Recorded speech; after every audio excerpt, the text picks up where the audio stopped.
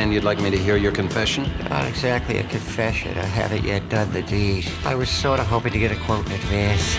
I'm a lonely boy. Is it possible for me to know a woman in the biblical sense? Are we talking about sexual intercourse? My penis speaks to me, Father Brendan. This therapist suggested I could work with a sexual specialist. Hello, this is Cheryl. We'll talk for a while, and then when you're ready, we'll start doing some body awareness exercises. Holy Mother of God, what are body awareness exercises? Hi, Mark O'Brien. Your money's on the desk over there. Yes, it is. That was the wrong way to start off. It really was. Shall we start again? You're going to start to listen to signals from your body. That way you'll be able to have some control. I was in bed with a naked woman. She complimented me on my shirt, my hair. She held my penis. Am I sharing too much, Father? No. I'm used to it.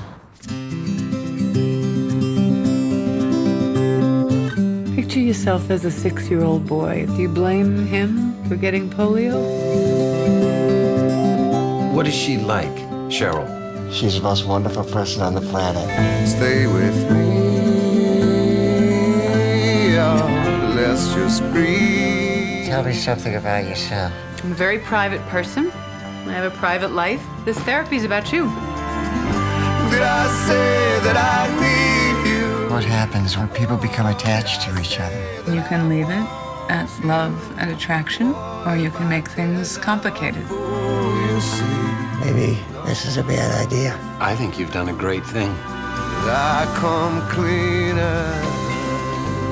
I was ready to offer comfort to the forlorn. I'd love to hear it. Love is a journey. I like it already. That's it. That's all I've got. Huh.